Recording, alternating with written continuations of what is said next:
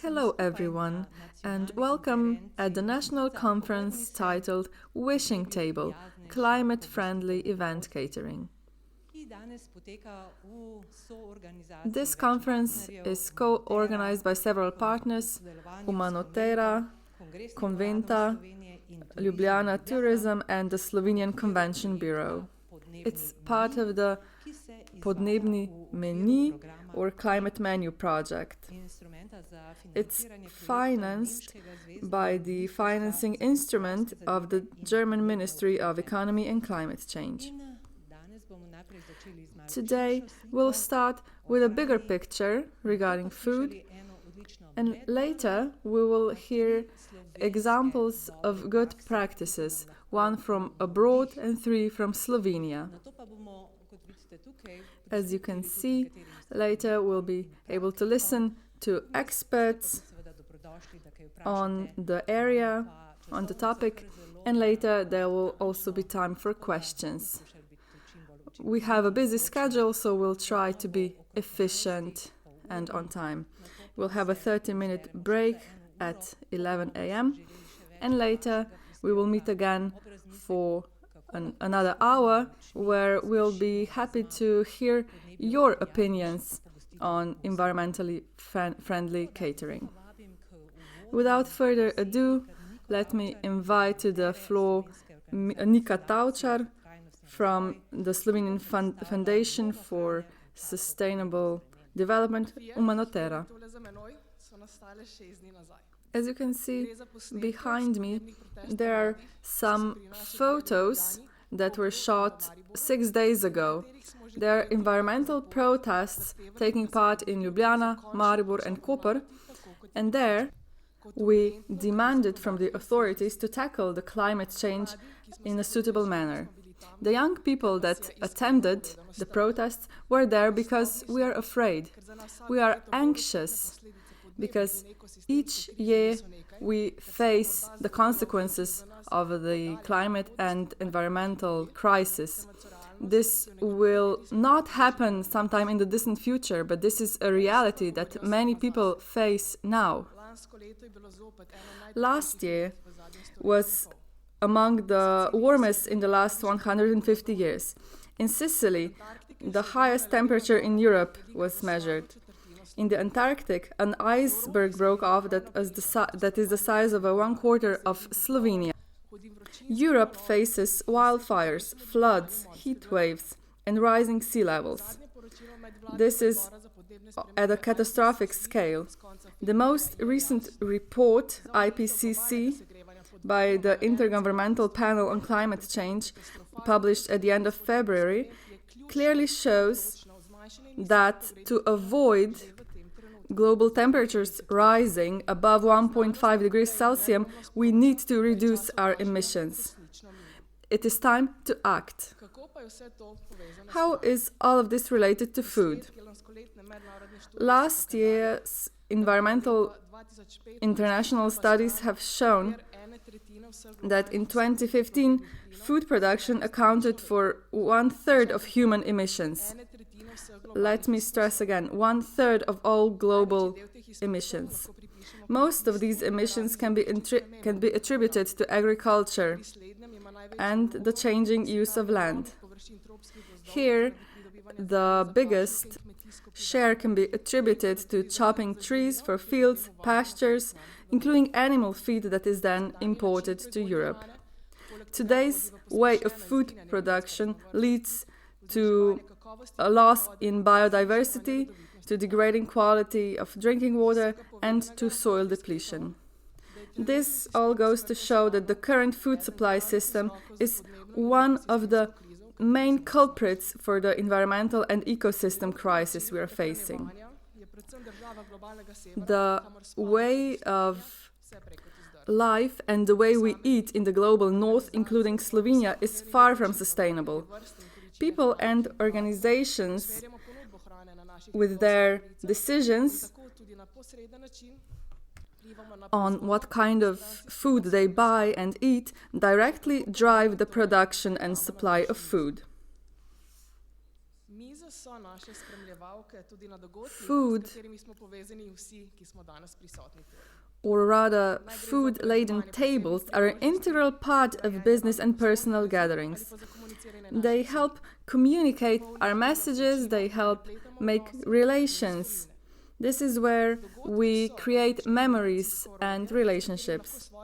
Events are a powerful communicative tool where we can present what we do to the broader society. These events always include serving food and drinks, and this can be a sign of our commitment to environmental responsibility.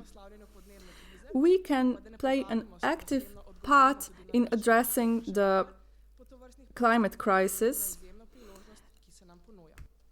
while responding to a growing demand for climate-friendly catering.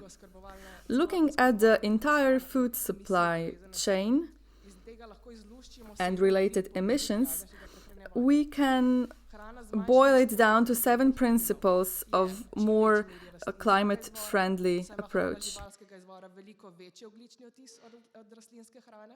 1. Our food should be predominantly plant-based, as meat has a much larger carbon footprint. 2. The food should be grown in an organic or biodynamic way. 3. It should not be wasted. This is because decaying food creates methane, a potent greenhouse gas. 4. The food should be seasonal. 5. It should be local and bought directly from the farmer to decrease transport emissions. 6. It is not processed and involves minimum packaging to decrease the energy used in processing and storage. Last but not least, the ingredients that are not available locally, such as coffee and tea, should be bought in a fair trade way. Mostly, fair trade means both ecological and fair to the farmers in the global south. Only changing our eating habits is not enough, but we cannot address climate change and environmental issues in a suitable manner without changing our eating habits. Is it going to be difficult? Maybe, but it's not impossible. We just need to trash some old beliefs, and instead of saying it can't be done, we need to ask ourselves, how can it be done? I began by showing you some photographs, and I will end in the same way. Here you can see some examples of tables full, but not too full, of food. This is the catering at some of our events. They were in line with the 7 criteria I described earlier, and they prove that everything is possible if we want to do it. This is why we're here today, after all, to present good practices and to discuss and try to see how climate-friendly catering can be a piece in the puzzle of a more sustainable future. Let us do this together and make climate-friendly catering a priority. Thank you. Thank you, Nika. And now we'll watch a 20-minute video showing an example of good practice from the Swedish town of Gothenburg. The main players in the field will present you what they do there. The first is Magnus Hallberg, an events director in the Convention Bureau of Gothenburg, and Filip Eklund, a sustainable development specialist. This video was shot specifically for today's conference. It was shot in advance, which gave us enough time to add Slovenian subtitles. Later, Filip will join us via a video conference to talk to us, and you will be able to ask him some questions or share your thoughts. We will see why such sustainable events are such an important piece in the sustainability puzzle. We're up north, on the coast, by the sea. We're not a capital. We're not on the main road. Sometimes it rains for a week. Sometimes it snows. It's taken us 400 years to build our city, and we're still working on it. We don't make it easy on ourselves, but we think we're on to something good.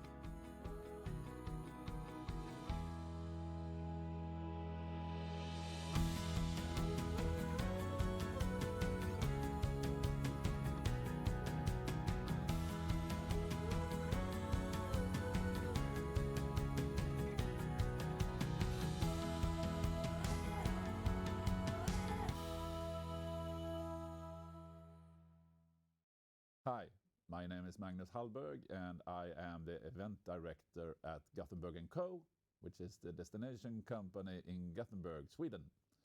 With me today in the studio, I have my colleague Filip. Hello, my name is Filip Eklund and I'm a sustainability specialist. For 6 years in a row, Gothenburg has been named the most sustainable destination by the Global Destinations Sustainability Movement. And since many years back, event has played a very important role for Gothenburg in our effort to position ourselves as one of the most sustainable destinations and to create actual change. Because as we all know, to keep doing business the old way is not the way for the future. We know that the ongoing climate challenge makes us do things or forces us to do things in a different way. We cannot go on in the same way as we have. Therefore, our brand new vision for Gothenburg is Sustainable Destination by 2030. This is what we aim for in our daily work. This is what we focus on when we go to work every day, and everything we do is supposed to support this. Filip. Yeah, so what we're going to talk about today is about how we use the events as change makers and test beds in order to create a more sustainable city. We're going to start out today with showing you a short movie about our destination and how we use events. So enjoy. Movie time.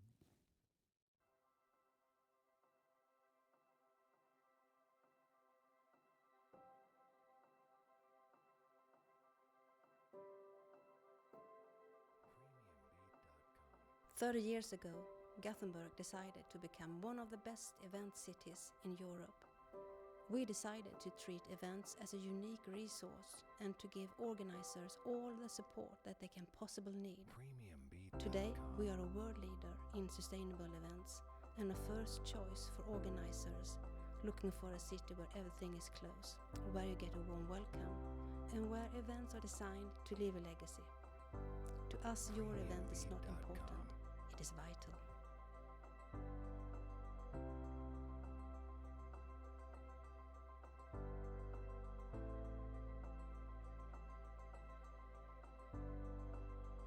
Gothenburg may not be the largest city in the world. Still, the cinema culture here is strong and we're one of the biggest film festivals in Europe. Every year, we screen 450 films from 80 countries with an attendance of 160,000 people. In fact, we've grown too big to fit in just the cinemas, so we also use university buildings, the library, and even a shopping mall. We like to try new locations, and this summer we're moving into the Garden Society. Thanks to our volunteers, our collaboration with the city and all our partners, we keep on pushing the limits of what a film festival can be.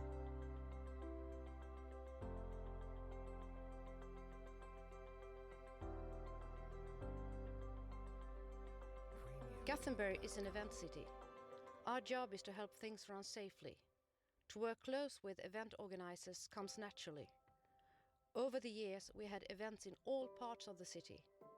We had horse racing on the boulevard, 19 half marathons and 35,000 children from all over the world playing football in the heart of the city. Most things can be done, and we're happy to be a part of it.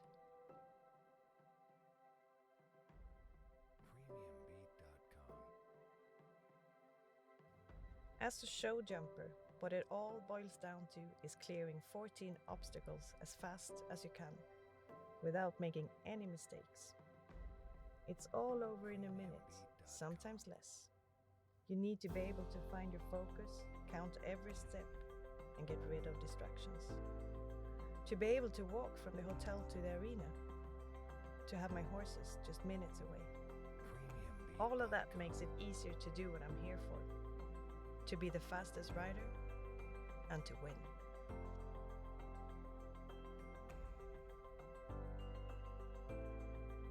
I'm a hockey player.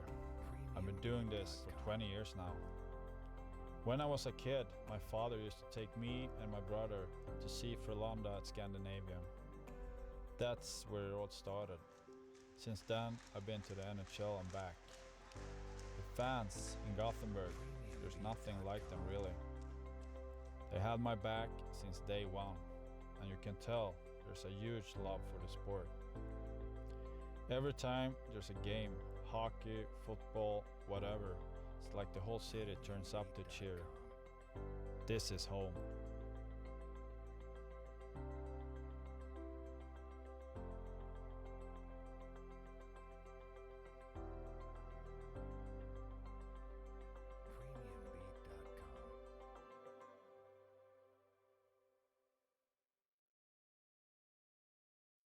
So, Philip, in the film, our mayor talks about legacy and that every event is designed to leave a legacy.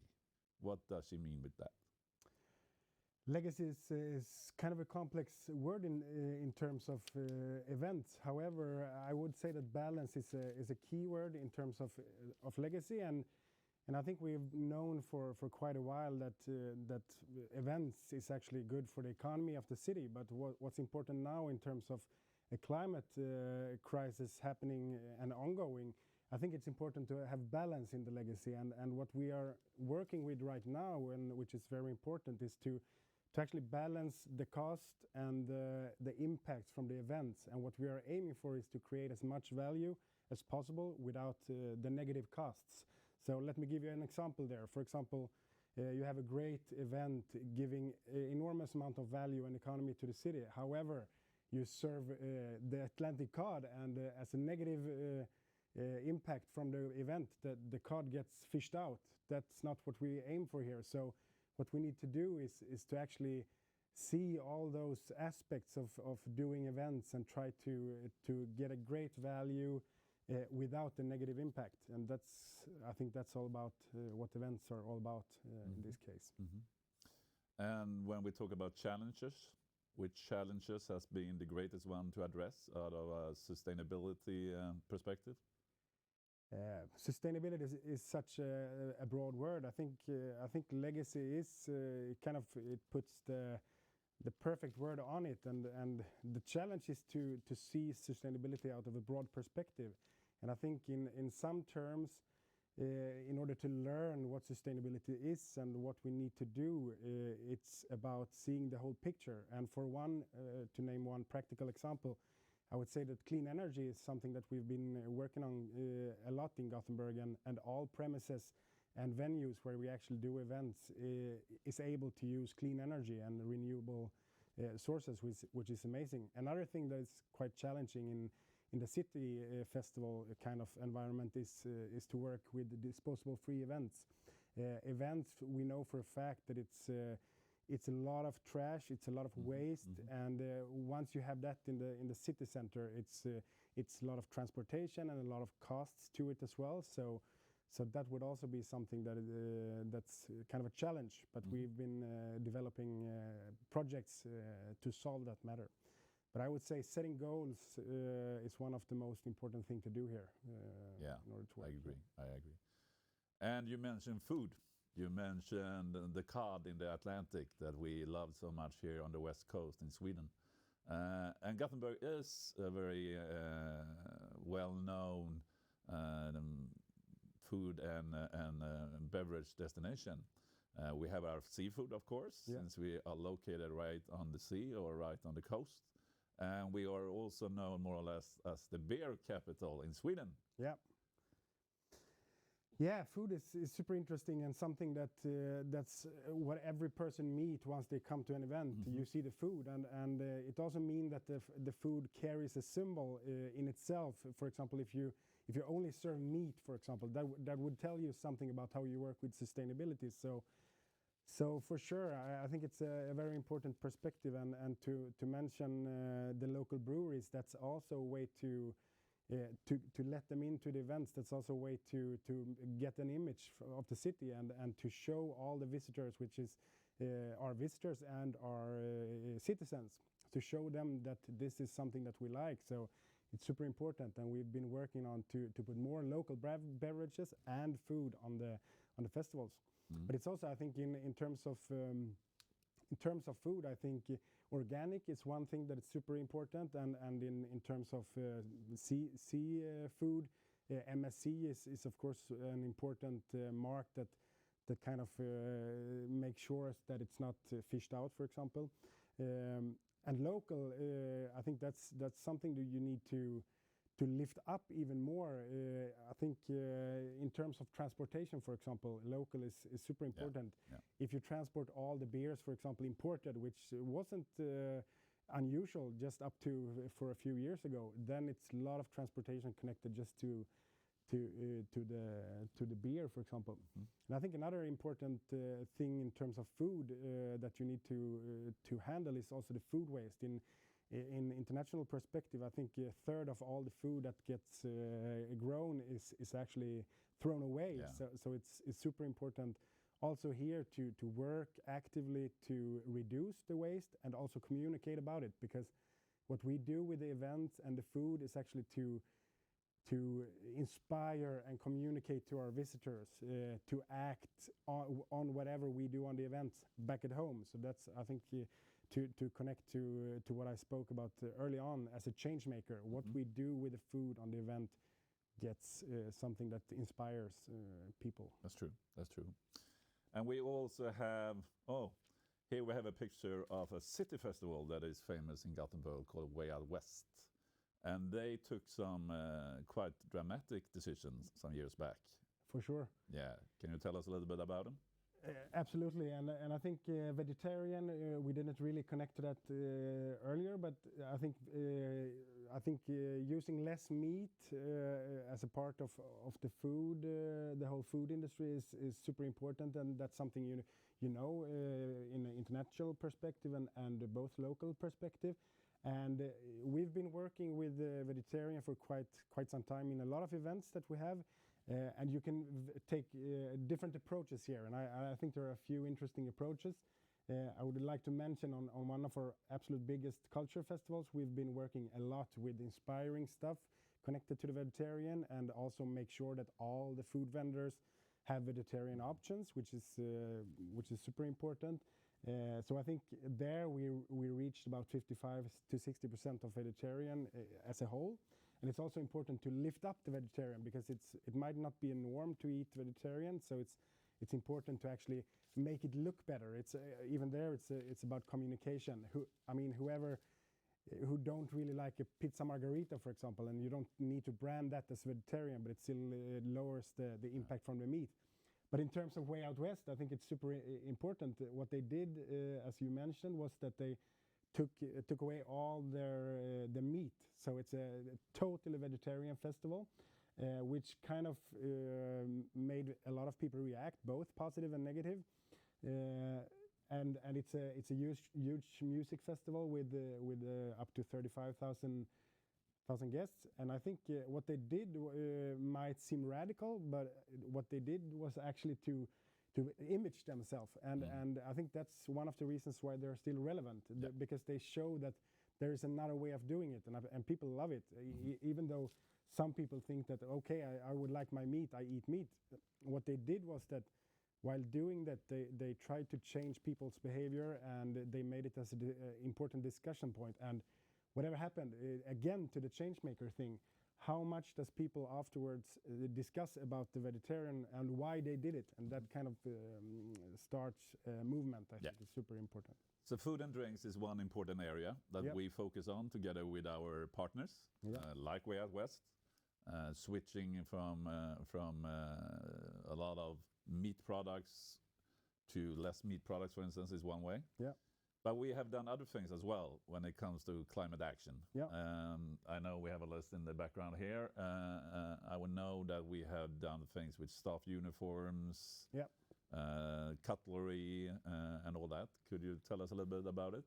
Of course, I think climate action is still a very abstract term for a lot of people, but it's actually it's all about lowering the consumption of stuff. Yeah. And I think lowering the transportation is just one very simple thing. And as I mentioned earlier, I think the energy is also something. If you can drive the whole event with clean energy, I think that makes a lot, because everyone knows that a food vendor that deep frying stuff is a lot of energy, and if that can be clean, it's important. But I think I think one way is definitely to just buy less stuff, and I think in terms of events, there are a lot of merch and all that stuff, so that's very good. But in terms of clothing, I think we try to make an example to inspire other actors. So let's take it from the beginning. We started with just ordering clothes, and the first thing I would say with clothing, you should try to buy organic stuff and fair trade stuff, which is just an important way of kind of working with climate and environmental stuff. And the next step is definitely to take away dates, because if you have the year on the clothing, you need to throw them away and then order new, which is definitely also an economical way of thinking of it. But I think what we did is maybe beyond the next step, and that was actually to make a cooperation with a second-hand company that sorted out old used clothing and printed our logos on. So that was definitely no climate impact at all. So I think that's very good. But I would like to mention also what we've been working on a lot in Sweden is the free tap water to all visitors. We've been having festivals with up to 1.5 million visitors, and just to offer them free tap water is super great climate action, because you don't necessarily have to order water from a far distance, but we all seen conferences having Fiji water and stuff like that, and just the reason to transport water when you have great water on the premises is actually just something very easy to do. So in practice, the visitors bring their own bottle, and they fill it from taps that we supply. That we supply and have very visible in the city. Yeah, exactly. Great. Little tips and tricks how to do things. And I know that you wanna share with us some short tips where to start, of course, and how to move on. I think the first thing that you need to understand when you make an event is to set up clear environmental and sustainability goals. I think that has been the one driver for us, which is super important. And once you have the goals, it's very easy to evaluate and try to work and integrate them into your business. So I think that's the first I would like to mention. I think as a second thing, I would definitely say to work in climate goals. I think that climate, or I know that climate is as I said earlier, kind of abstract, but it's starting to get easier, and to align with Paris Agreement and to always lower. It's actually not that hard. Just decide to fly less, transport less meat. It's easy to set up a few. It doesn't necessarily have to be scientific, but those things you already know. And as a third tips, I would definitely say to integrate sustainability more into your DNA. Yeah. Make it as like Way Out West. I think that's a perfect example where you actually see that as a driver, as an image carrier, and make it fun. I think that's important. And also in terms of even there, I think Way Out is a perfect example. Be brave and be bold and inspire and let bold ideas become a part of your business as well. I think many festivals and events are a bit nervous about it, but I think in terms of customer or visitor, I think they will love it in the end. I think that's what we've been seeing for sure. And I think maybe the last tips is definitely to integrate this heavily in your communication. keep communicating about it, because that raises awareness, and again, see events as a change maker. And if you're gonna see it as a change maker, the visitors is whoever you want to inspire and whoever you want to work with. Of course, also the participants and all of that. But I think integrate everyone and communicate heavily about this. I think that's the way to do it. And I think this list is great, because as a manager, I see a lot of benefits from it. You need to anchor your philosophy, your policy within the whole company to start with. You need to be bold, or you need to dare, you need to try. Yeah. You will fail over and over again, but you may fail 9 times, and the 10th time it's a big success. For sure. Yeah. And of course, you need to have fun. Sustainability is fun, and changing the world to the better is fun. For sure. So every little step we can take together from this list and make it reality is, of course, a step in the right direction. I agree, for sure. Thank you, Filip. Thank you very much. Always nice to be able to inspire. Well done, sir. A lot of useful tips and tricks from Gothenburg. And thank you for listening. We hope that we have inspired you to do differently and to do better. Small steps every day towards a more sustainable future. In Gothenburg, we're not perfect. We haven't reached our goals yet, but we try every day. And we fail every day. And perhaps that's one of the big takeaways. You have to try, and finally you will succeed. And please take with you that sustainable actions is fun. It can be fun. And if you want to discuss it even further, please feel free to reach out and contact Filip or myself. We would love more events. We would love more destinations that focus on sustainability, and we would love to share with you even more tips and tricks. Stay safe, and thank you.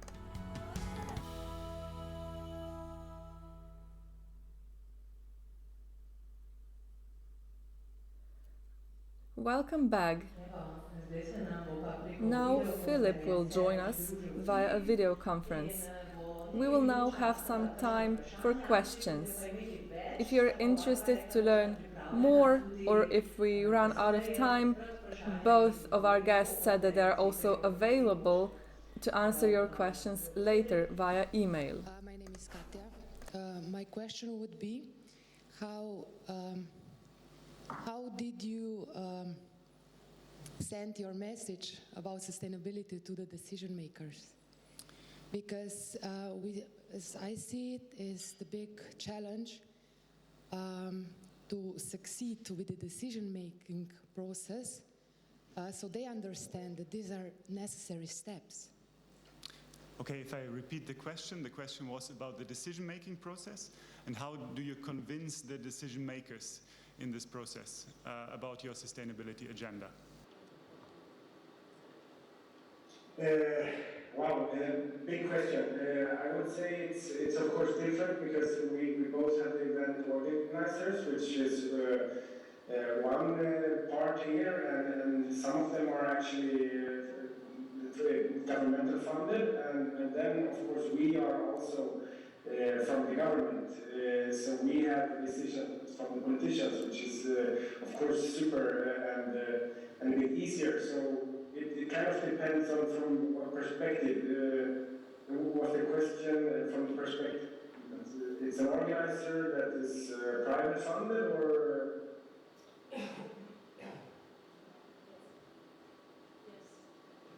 Yes, that was the idea.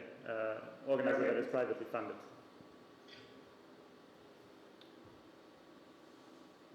Okay, so yeah, again, I just it's hard for me to answer in your from your perspective. But I would say that in terms of getting government funds and everything, I think making the decisions will definitely make it easier for you in the long term to adjust to a certain sustainability level that's in the EU level. What they want to say, if I can say like that. I don't know if that answers your questions exactly, but. I think we take the next question. Yeah. I think there was a thumbs up here. Yeah. So the question was, how can we convince decision makers to go for our sustainability agenda? He answered that it's a bit easier for them because they're part of state institutions. There is a favorable situation, a favorable political situation in Sweden. When it comes to private companies, it's a bit unclear. We need to have a plan and set some goals. But the question really was how to convince the decision makers, so we didn't get the entire answer. We have another question over here. Hello, Filip. My name is Lydia. So my question is, how do you handle the waste on these really huge events?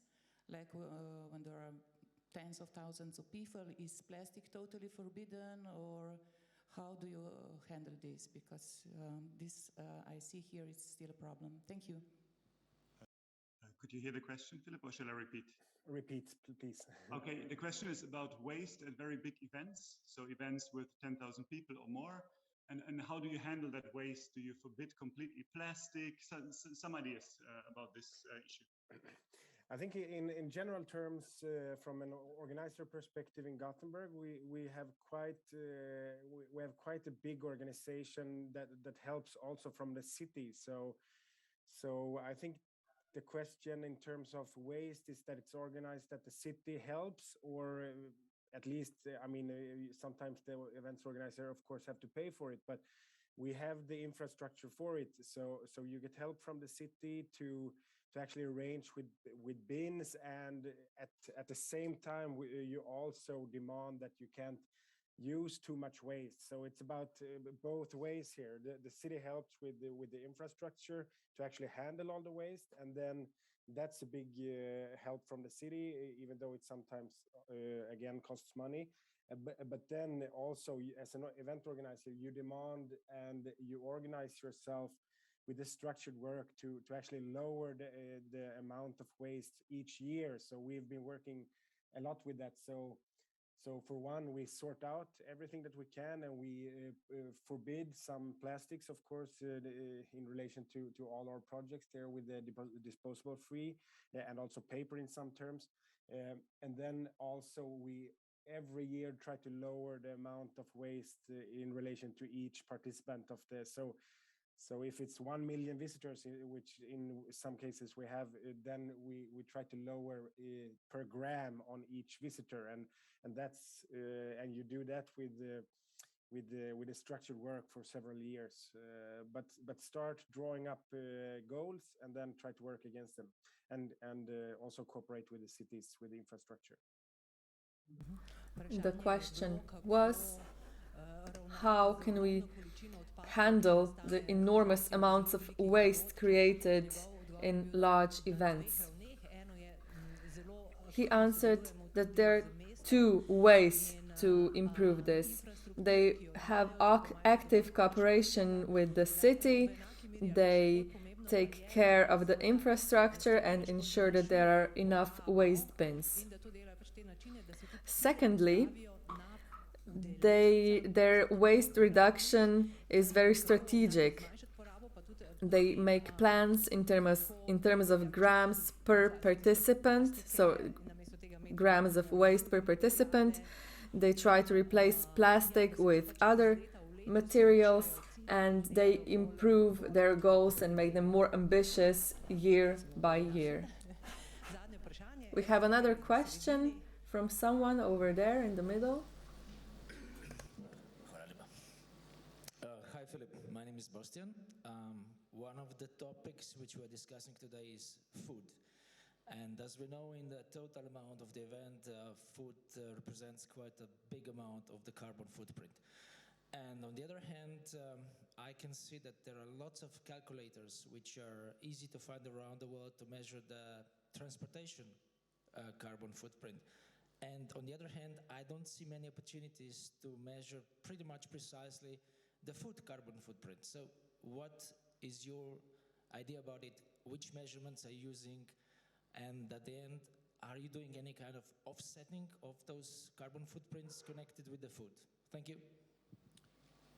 Okay, just very quickly, the question was about monitoring emissions from food.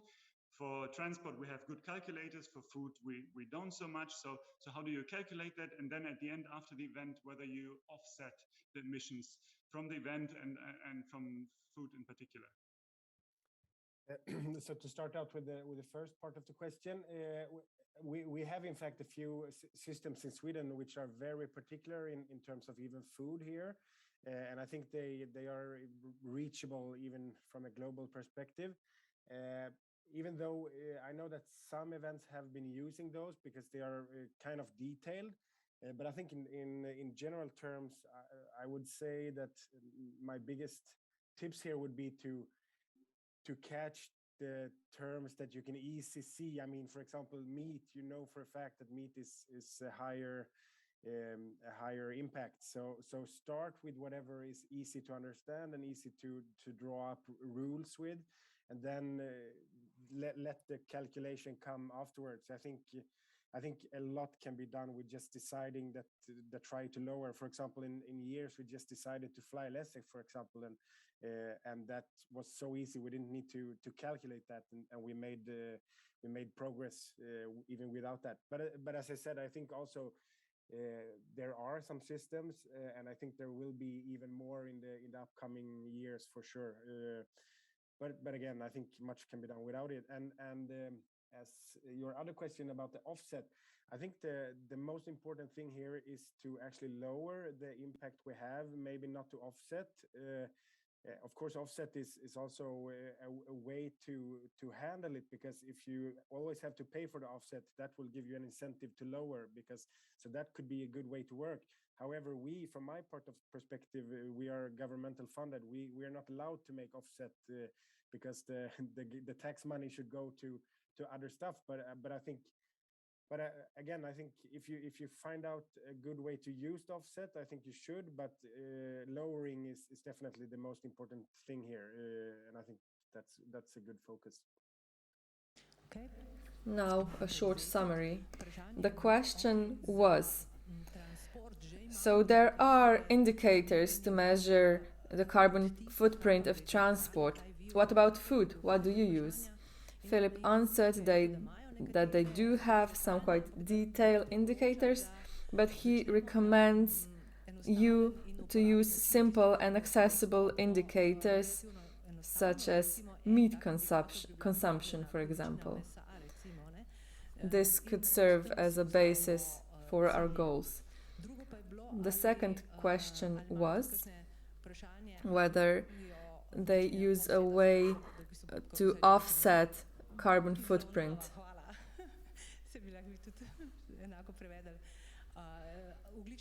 So whether there is a financial compensation for that.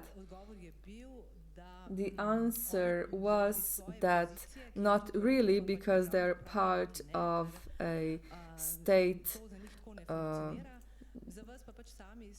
administration. They're a state institution. There can be various ways to do that, but he really recommends you to decrease carbon footprint instead of offsetting it. This is all the time we have for questions and comments. If there's anything else, please go ahead and send your questions to the organizers, to Umanotera. Tack så mycket, Filip. Det var så bra att ha dig med oss idag. Tack själv. We can just wait maybe. Good luck. Moving on, we will now hear some Slovenian examples of good practice. First, I'd like to invite to the stage Jan Oršič, who leads the Ljubljana Convention Bureau. They've been active in the field of supply with local food for several years now. Hello, once again, on the behalf of Ljubljana Convention Bureau. I'm very happy that this important conference is taking place. It has been an important topic in the Congress sector, especially now after the pandemic. Let me start by saying that 9 minutes is not nearly enough for all I've got to say, so I will just try to give you some main highlights. I'd like to start by saying that we just saw a marvelous example in Gothenburg. We've been working together with them, we know what they do and look up to them. And at the same time, there are some activities in Ljubljana that they look up to. One of the key elements here is the Global Sustainability Index. We have been part of it for several years now. As the index itself and the standards go up, we gain new challenges every year to keep improving. We are aware of the importance of cooperation, communication and education. We know that sustainability measures have effect. As a consequence, we are also gaining international recognition and international certifications. Certificates, of course, are an important comparison tool. Now, before we move on, I'd like to show you a video. The video is quite specific in terms of content, as it includes all aspects that we are proud of. It is about culture, sustainability, alternative ways of mobility, such as bikes and boats. It is about locally sourced food. Slovenia is very successful as an international sustainable destination, and this video shows how we do it.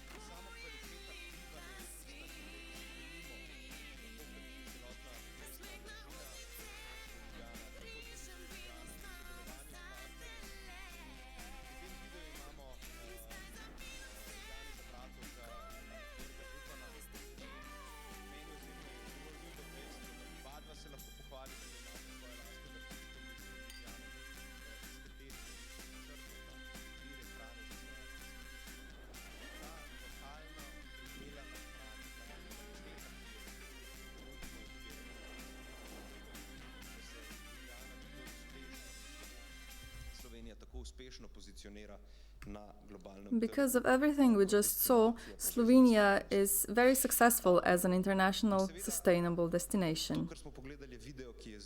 This video is very current. It shows the situation now, but the story goes way back.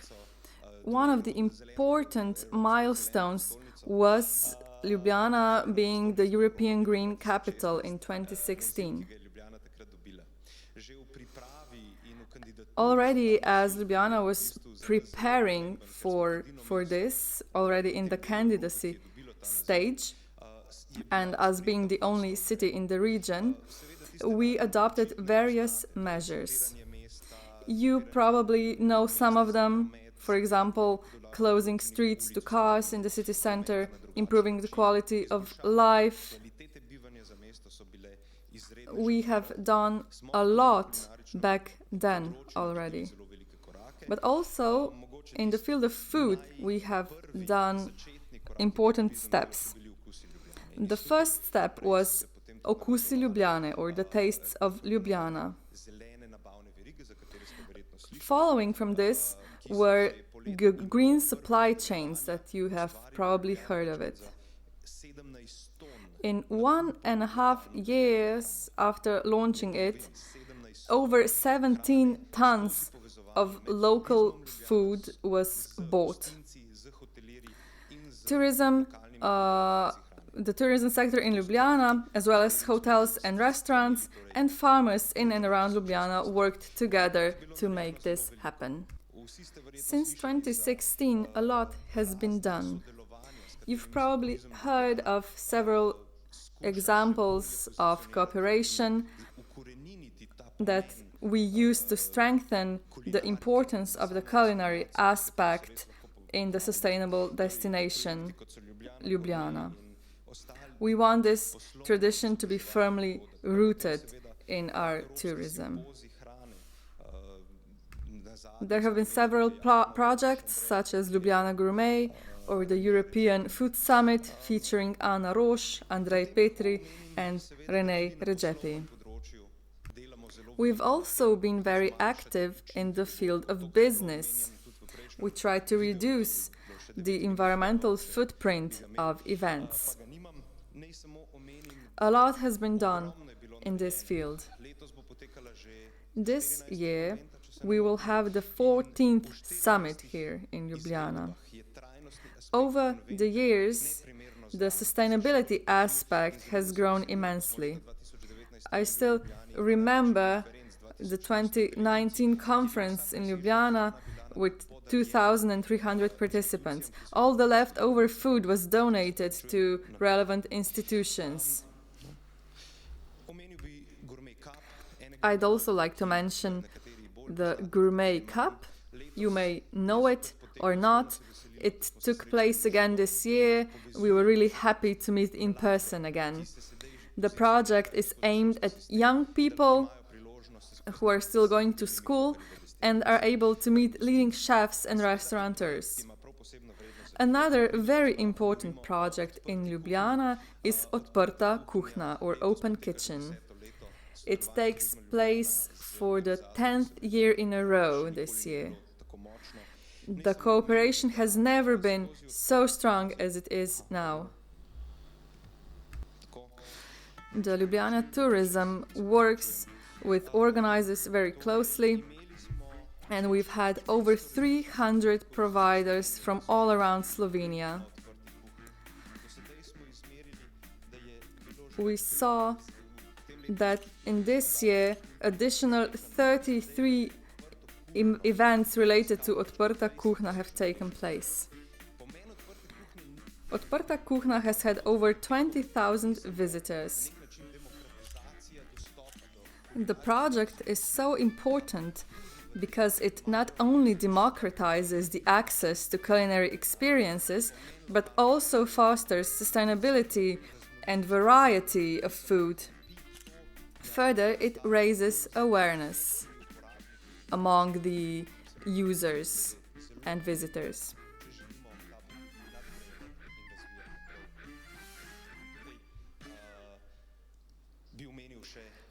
I'd like to mention two additional things.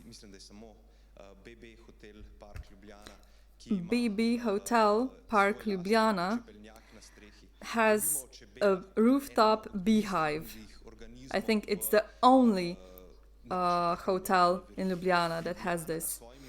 Bees are key organisms in the food chain. We take care of the green areas in Ljubljana with bees in mind. You might have seen signs saying we will mow this lawn after the bees are done foraging. This is a small but important step.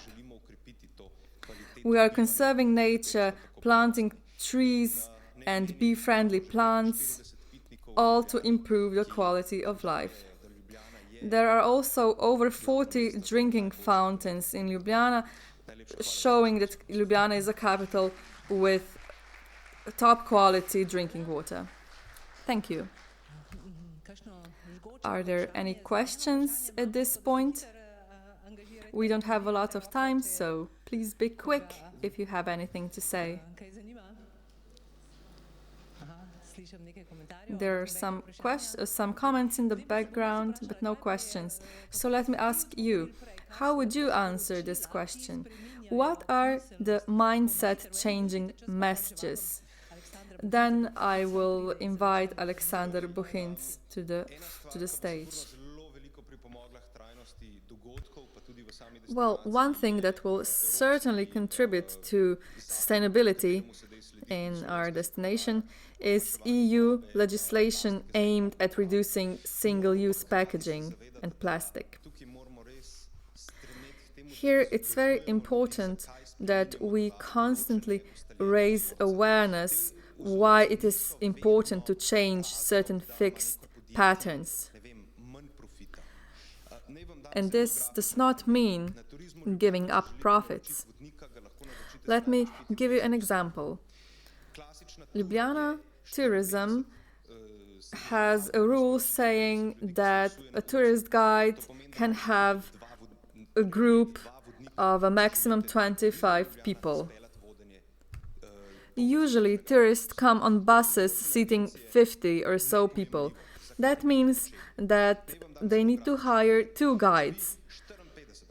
Some people think that this is unbelievable and don't think that this makes any sense. But let me explain why we decided this. If there are 50 people in a given street in the historic city center, they block the entire street. The residents in those areas complain that they cannot walk or ride their bikes because it's so crowded. If there are groups of 25 people or less, the area is less crowded.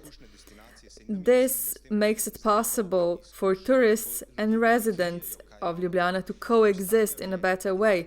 It also gives a better tourist experience at the destination, and that makes people stay longer and return again. Thank you. Now I'd like to invite to the stage Aleksander Bohinc from Borbona Catering to tell us more about vegan catering, because by reducing meat we can reduce our carbon footprint significantly. Hello everyone, and thank you for inviting me. Some of you already know me, others don't. I'm here to present to you our example. The organizer said it's an example of good practice. So here goes. Borbona Catering has been on the market for several years now, and for the last 5 years we've been dealing in vegan catering.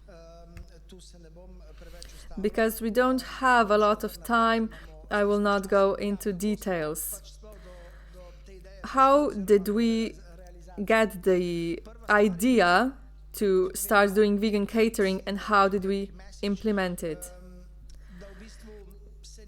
Everything started by me getting a phone call from a friend who told me that the owners of his company are thinking about opening a vegan-only restaurant for their employees.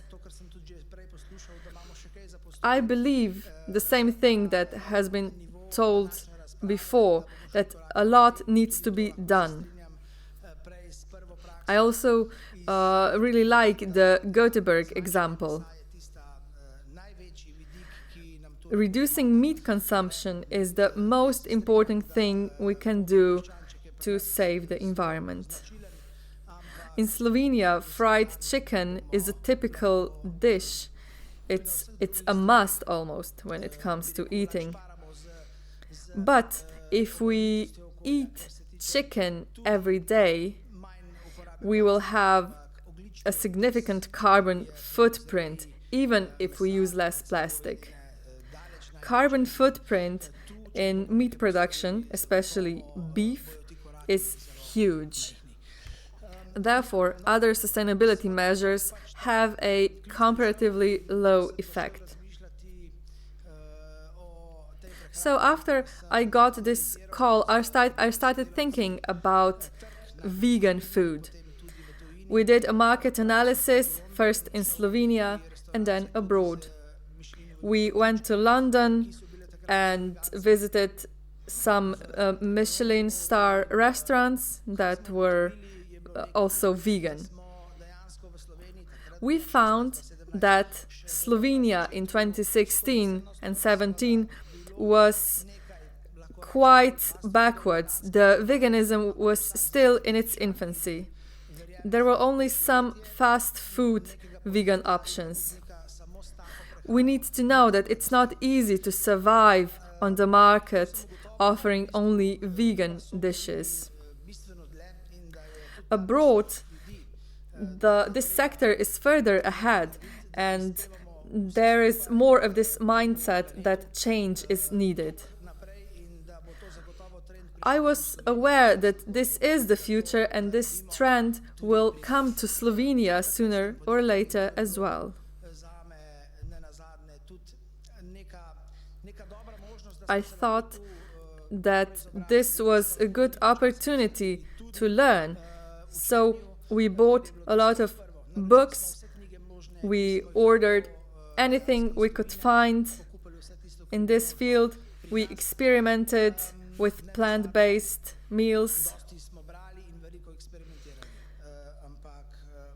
This was necessary for preparing vegan food, or plant-based, if you will. Plant-based food is very practical. On the one hand, it's a bit harder to prepare, but on the other hand, it is great for guests at the events we cater. For example, some guests have egg allergies or are lactose intolerant. By serving plant-based food, we kill several birds with one stone. So, vegans who decided to eat in this way are happy, but also those who have certain limitations. Plant-based food is a big advantage because it offers something for everyone. So, not everything for the majority, but something for everyone. This is also quite a big encouragement for us, event organizers, to be able to provide a good service for all our guests equally, not just the majority. So this gave rise to a new brand, Borbona Vegan Catering. Today, 15% of our offer is based on vegan food. We take care that all our ingredients are of top quality and fresh. So this goes for vegetables, legumes, and so on. Across the supply chain, we try to reduce packaging as much as possible because in this way we reduce the carbon footprint even further. Moving on, what are the demands and reactions by our guests and organizers? Vegan dishes are included in all our menus. I thought this was very important to stress. Because, why would every vegetable dish need cheese or butter in it? This is not necessary. And this is the way to go. We can make baby steps, and in this way we will understand that we don't need animal products everywhere and we can move on to a more sustainable future. Then moving on to some of the challenges that we faced. We looked at the vegan offer on the Slovenian market. We saw, and there still is, a lot of fast food and junk food. This goes to show that vegan is not always healthy. There are a lot of calories in nuts, sugar, syrups, sweet fruits. If you eat too much of this, you don't get many health benefits, even if you eat plant-based. Another thing to bear in mind are GMOs. And last but not least, we need to lead a balanced diet. If you only eat vegan occasionally, this is not a problem, but for those who mostly eat a vegan diet, it is more difficult to get all vitamins, minerals, etc. There are certain differences when it comes to preparing plant-based food. plant-based food requires a bit different approach than so-called typical dishes. It also lasts less time, so we need to make sure that the supply chain is as short as possible. Another thing is that people eat more plant-based food, so quantities need to be adjusted. What about some benefits? After a vegan meal, we feel full but not stuffed. We feel light. Another important thing for event organizers that you might have noticed already is that productivity and focus are improved after eating plant-based healthy food. To conclude, vegan, or rather plant-based food, as I like to say, is not a religion, but rather a must in the 21st century. If we want to leave our future generations with such a world that we live in now, we need to change our eating habits. If we do as our ancestors did and eat meat only once a week, this maybe contributes more than promising to ourselves that we will eat no meat starting tomorrow. I hope this gave you some food for thought and that you will take some of these ideas home. In that way, we will soon be a step closer to a better, more healthy planet. Thank you. Thank you for this very clear presentation. If there are any questions, I suggest that you contact Aleksander during the break. We are now moving on and inviting to the stage Polona Abram, a project developer in the field of sustainable tourism and culture at the Kranj Tourism and Culture Board. Hello. In the context of what we've heard today, our example shows what you can achieve making baby steps starting from square one in a period of 9 months. We started in 2021. As you know, that was during the pandemic, during lockdowns. Restaurateurs and caterers were depressed. There were no events taking place. And we were doing it at a destination where we were doing something new in a practically undeveloped field. The market players, that is restaurants, were not connected to the Carniola region. Everyone did their own thing. There was a poor choice of local traditional ingredients and the climate awareness was very poor. In the photo you can see a kitchen, that is the kitchen of the Gostilna Krzysztof restaurant. They are a bright exception in the field. They've been active in the field of sustainability for over 20 years now. They've received a sustainability Michelin certificate, and the chef Uroš Gorjans was also awarded.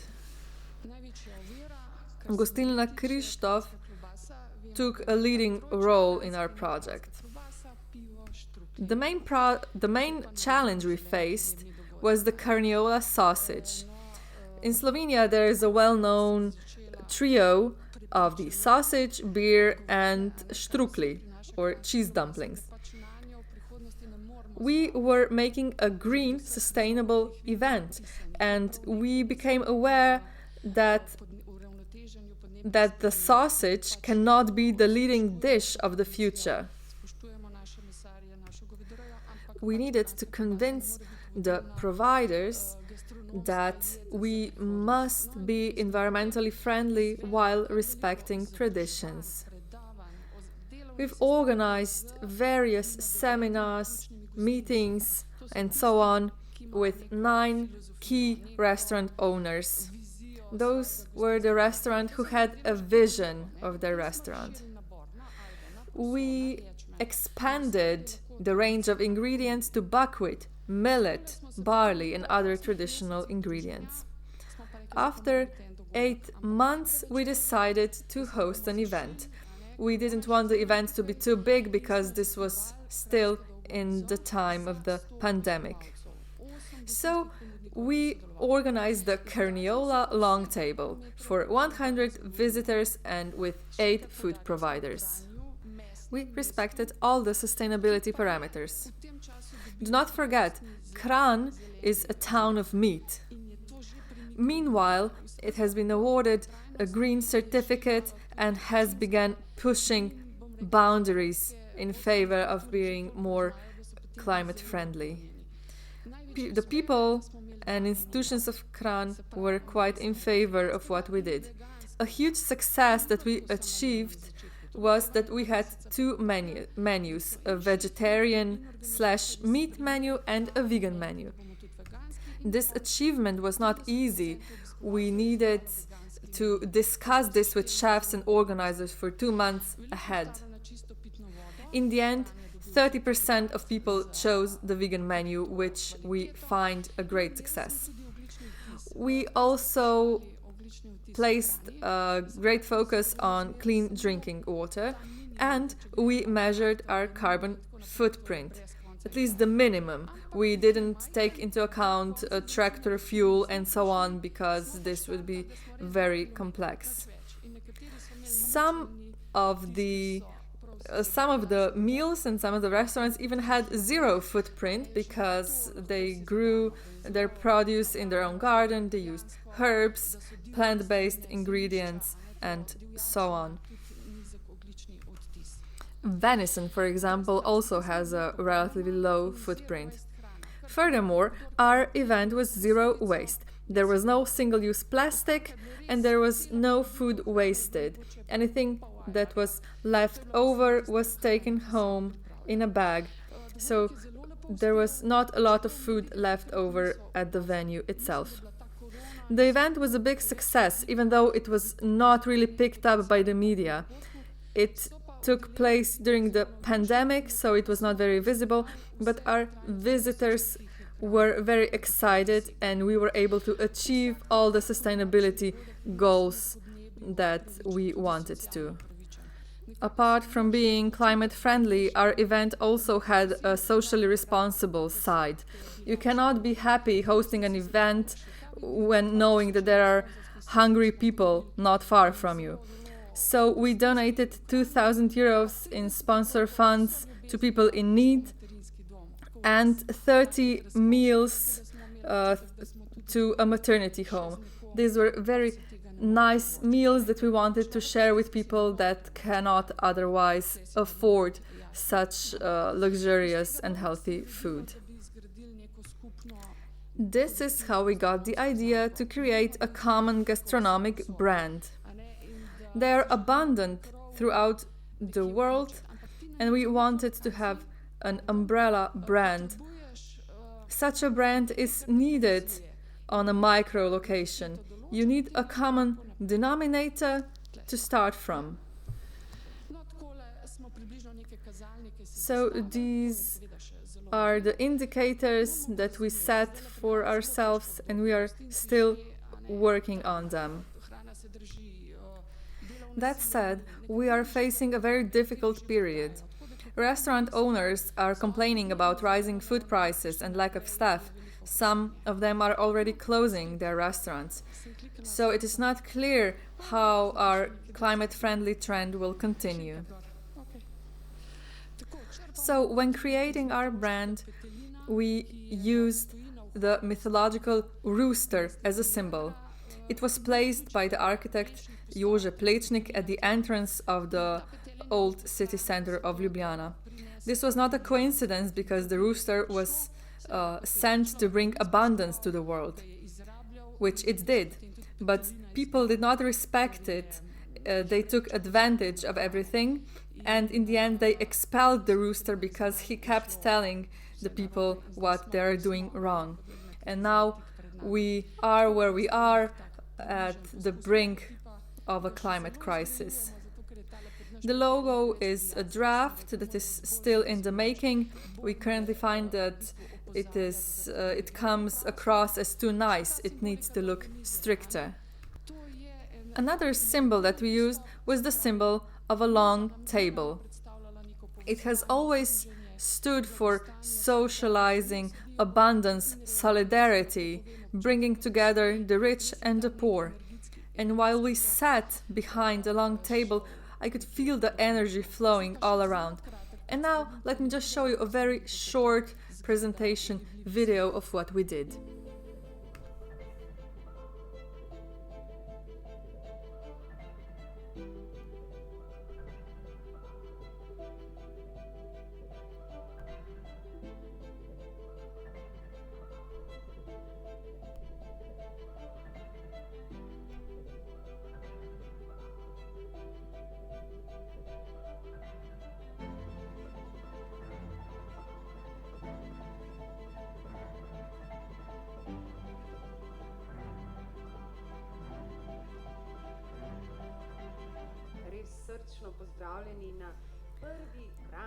Hello and welcome at the first Carniola Long Table.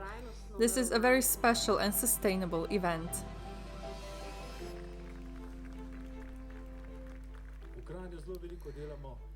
Kranj places a lot of focus on being green and sustainable. Sustainability for us is the future.